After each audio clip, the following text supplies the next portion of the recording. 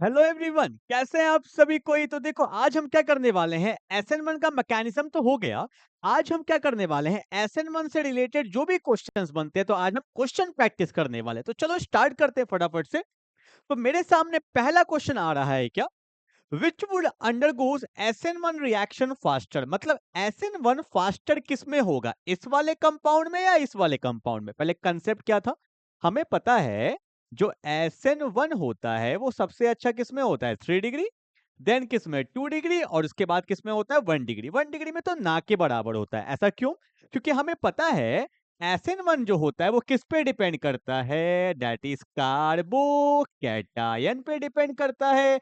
और कार्बोकैटायन सबसे ज्यादा स्टेबल कहाँ होता है, 3 डिग्री। इसलिए SN1 सबसे अच्छा किसमें होगा, 3 degree, then 2 degree, then 1 degree. आ जाओ देखते हैं।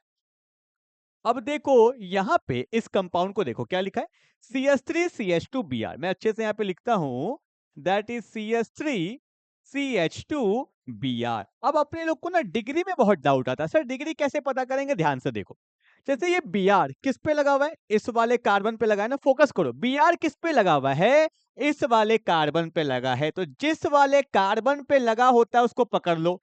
इसको पकड़ लिया। अब देखो इस कार्बन ने कितना बॉन्ड बनाया है, एक बॉन्ड। जिस पे लगा हुआ है उसने जितना बॉन्ड बनाया, इस कार्बन ने कितना बॉन्ड बनाया, एक।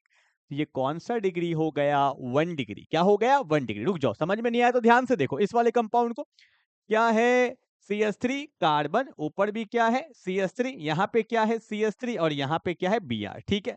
अब देखो हैलोजन किस पे लगा हुआ है, इस वाले कार्बन पे लगा हुआ है। इसको अंडरलाइन कर लो। अब देखो जिस पे लगा हुआ है उसने और कितना बॉन्ड बनाया, एक बॉन्ड, दो बॉन्ड, 3 बॉन्ड। तो ये कौन सा डिग्री हो गया, दैट इज 3 डिग्री। जिस पे लगा होता है, चाहे अल्कोहल हो चाहे कोई भी ग्रुप लगा हो, तो हम उससे डिग्री पता कर सकते हैं। ये 1 डिग्री क्यों हुआ, क्योंकि Br लगा हुआ है इस पे, इसने बनाया एक बॉन्ड, दैट इज 1 डिग्री। इस पे लगा हुआ है Br, इसने बनाया 3 बॉन्ड, तो कितना डिग्री, 3 डिग्री। अब बताओ SN1 किस में होगा, SN1 अच्छा किस में होगा, 3 डिग्री में होगा, क्योंकि 3 डिग्री में कार्बोकैटायन क्या होता है, स्टेबल होता है। I hope you will get the very first question. हल्का सा मैं आपको और बता देता हूं क्या। देखो कार्बन Br में कौन पावरफुल होगा, ओ कार्बन Br में कौन पावरफुल होगा, Br। यहाँ पे डेल्टा माइनस और यहाँ पे क्या आएगा, डेल्टा प्लस। ठीक है, बाद में यही ना आता था कार्बोकैटायन। सिमिलरली यहाँ पर भी ये इलेक्ट्रॉन खींच रहा होगा Br, यहाँ पे डेल्टा माइनस और यहाँ पे डेल्टा प्लस। जब ये बॉन्ड टूटता था मैकेनिज्म में बताया था ना, यहीं पे तो आता था प्लस चार्ज। ठीक है, तो ये वाला कंपाउंड क्या होगा, जल्दी जाएगा SN1 में, और ये वाला नहीं के बराबर जाता है। क्लियर है। चलो I hope you will get the very first question, जल्दी से उतार लो। SN1 SN2 इसके मैकेनिज्म क्वेश्चन सब पता होना चाहिए। ठीक है, चलो आगे बढ़ते हैं। Move to the second question. ध्यान से देखो क्या बोला है, रेसेमाइजेशन ऑकर्स इन। आपको बताया था ना SN1 में रेसमिक मिक्सचर बनता है, बताया था ना, एक रिटेंशन और एक क्या बनता है, इन्वर्जन। तो रेसेमाइजेशन किसमें होगा, सिर्फ SN1 में होगा, क्योंकि SN2 में तो सिर्फ इन्वर्जन होता था, वहां पे रिटेंशन नहीं होता था। तो रेसेमाइजेशन ऑकर इन SN2 नहीं, SN2 में रेसेमाइजेशन नहीं होता है। हाँ किसमें होगा, SN1 रिएक्शन। ना इधर SN1 नहीं, SN2 एज वेल एज नहीं। रेसमाइजेशन किसमें होता है, सिर्फ SN1 रिएक्शन में होता है। क्लियर है। I hope you will get the point. देखो ये सब क्वेश्चन आ जाते हैं, जिसको मैकेनिज्म पता होगा वही ये कर सकता है ये सब क्वेश्चंस। ठीक है, चलो मूव करते हैं अगले क्वेश्चन की तरफ। Now we are moving to the third question. ध्यान से देखो, इस पे तो पहले लिख दो VVI, वेरी वेरी इंपॉर्टेंट, मस्त है एकदम मस्त क्वेश्चन। आओ मैं दिखाता हूं क्या है इस क्वेश्चन को। अच्छा अच्छा का हालत खराब होगा, ध्यान देना भाई। देखो, predict the order of reactivity of the following compounds in SN1 reaction. मतलब इसको हमें अरेंज करना है, सबसे ज्यादा रिएक्टिविटी किसका होगा, फिर किसका, फिर किसका, फिर किसका। पहले तो स्ट्रक्चर बनाओ, ध्यान से देखो, इसी में हालत खराब होता है। देखो पहले क्या दिया है, C6H5। C6H5 का मतलब ही क्या होता है, बेंजीन। वैसे इसको हम लोग फिनाइल बोलते हैं। ठीक है, C6H5 है। उसके बाद कौन है, CH2। यहाँ पे मेरा कौन है, CH2, और फिर कौन है, Br। मैंने ये इसका बॉन्ड लाइन बनाया है, दिस इज CH2, और यहाँ पे क्या है, Br। ठीक है, अब ध्यान से देखो इस वाले को देखना। फिर कौन है, C6H5 मतलब बेंजीन। आप बोलोगे सर बेंजीन तो C6H6 होता है। हाँ भाई H6 ही होता है। जब यहां से आपने एक हाइड्रोजन को निकाला होगा तभी तो कोई कंपाउंड लगा होगा, तब वो क्या बन जाता है, C6H5। ठीक है, C6H6 फिर कौन है? कार्बन। देखो ये रहा मेरा कार्बन। अब ध्यान से देखो, ब्रैकेट वाले में हमेशा डाउट आता है, मैं आपको हमेशा बताता हूं। जैसे कि मान लो मेरे हाथ में ये पेन है, मेरे हाथ में ये पेन है, तो ये पेन का मालिक कौन? मैं मालिक हूं ना, हाँ या ना? तो ये जो ब्रैकेट है ना, ब्रैकेट ब्रैकेट हमेशा किसका प्रॉपर्टी होता है? सामने वाले कार्बन का। भाई कार्बन का प्रॉपर्टी, उसने अपना घेरा लगा दिया, अपने पास रख लिया। तो CH3 किस पे लगा है? कार्बन पे। मतलब ये जो कार्बन है इस पे कौन लगा है? CH3 लगा है। ठीक है, फिर से ब्रैकेट, मतलब ये ब्रैकेट भी इसी का प्रॉपर्टी है। कौन? C6H5, मतलब इसी कार्बन पे एक और लगा है, बेंजीन। एक बार के लिए मैं पीएच लिख दूं क्या? पीएच लिख दूं क्या? एक बात बता देता हूँ, C6H5 को आप पीएच भी लिख सकते हो। पीएच का मतलब होता है फिनाइल। क्या मतलब होता है? फिनाइल भी बोलते हैं इसको। ठीक है भाई, ये भी बेंजीन है और ये भी क्या है? बेंजीन है, पर इसको हम पीएच लिख सकते हैं, दैट इज फिनाइल लिख सकते हैं। ठीक है, मेरे पास स्पेस नहीं था तो मैंने पीएच लिख दिया। अब कौन है? Br, मतलब जो चौथा बॉन्ड होगा वो कौन हो जाएगा भाई? मेरा Br हो जाएगा। This is the structure of this compound. Clear है क्या? आप चाहो तो यहां पर भी बेंजीन बना सकते हो। बहुत लोग को अगर डाउट आ रहा है तो मैं हल्का सा बना देता हूँ, शायद नहीं होगा। ठीक है ठीक है ठीक है, क्या ही होगा, चलो आओ आगे बढ़ते हैं। फिर कौन दिया? C6H5। मेरे पास फिर से कौन है? I have benzene. ठीक है, वैसे इसको बेंजीन तो नहीं बोल सकते, पर ठीक है।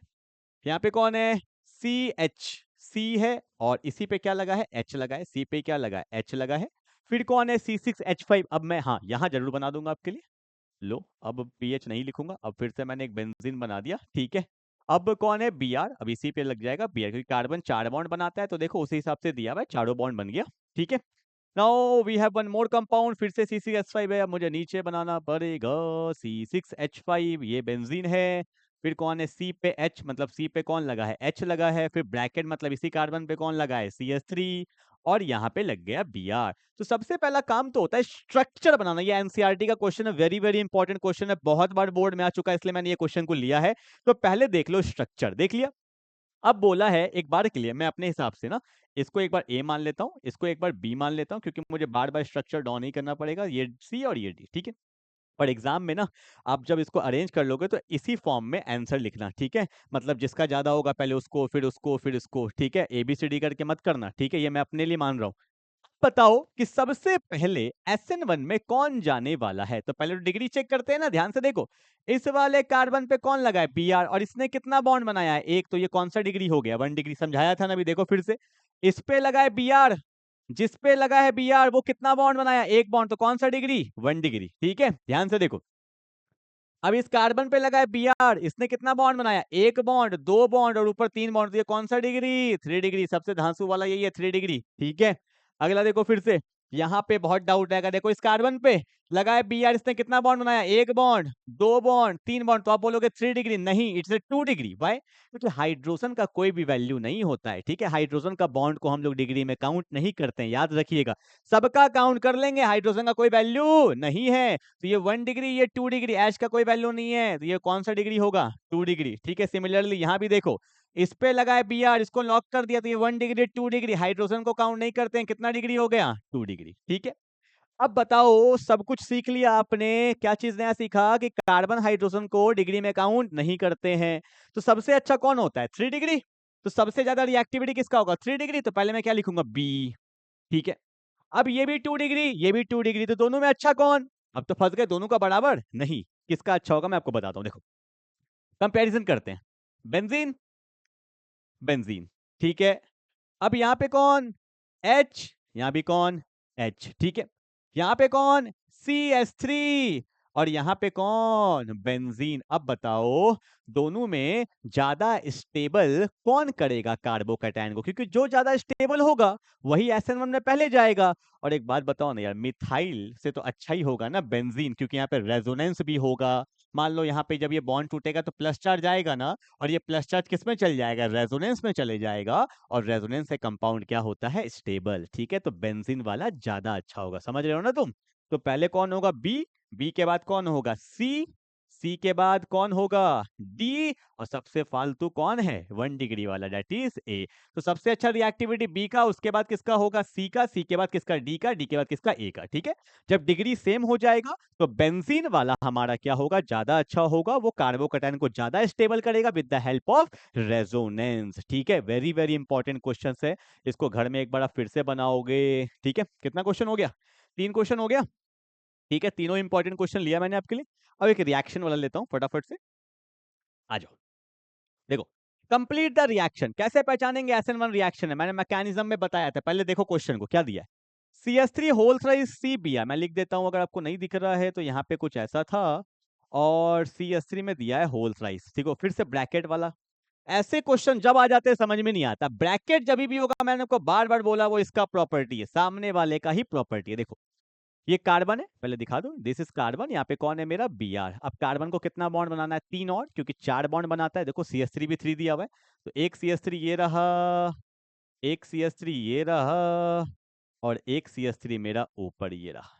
ठीक है, बन गया, देखो बन गया, CH3 CH3 CH3, और यहाँ पे कौन है, Br। ठीक है, अब किससे पास किया है, एक्वस, और साथ में NaOH।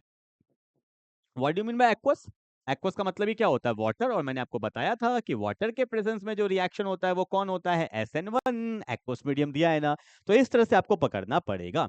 अब देखो यहाँ पे न्यूक्लियोफाइल जो दिया है वो किस फॉर्म में दिया है, देखो Na पे कौन सा चार्ज है, प्लस, और OH पे कौन सा चार्ज होता है, माइनस। क्या न्यूक्लियोफाइल मिल गया, yes we get our nucleophile. कौन है न्यूक्लियोफाइल, देखो Na पे प्लस, OH पे माइनस, तो ये OH माइनस जो होगा वो किसके तरह काम करेगा, न्यूक्लियोफाइल के तरह। और यहाँ भी देखो, कार्बन ब्रोमीन में कौन पावरफुल, ब्रोमीन पे डेल्टा माइनस, कार्बन पे डेल्टा प्लस। तब होगा क्या, होगा क्या, अब देखो ये न्यूक्लियोफाइल आएगा, अटैक करेगा, एक बॉन्ड बनेगा तो एक बॉन्ड टूटेगा। और मैंने आपको मैकेनिज्म में पहले ही बताया था कि ये बॉन्ड पहले ही टूट जाता है, पर ठीक है ना, मैकेनिज्म में हमने देख ही रखा है, तो फाइनल आंसर देखो क्या होगा, कौन है यहाँ पे, CH3, फिर कौन है, C, ऊपर कौन है, CH3, यहाँ भी कौन है, टिंग टिंग, यहाँ पे भी कौन है, CH3। अब बताओ प्लस पे कौन आएगा, OH माइनस, दैट इज यहाँ पे कौन आ गया, OH आ गया।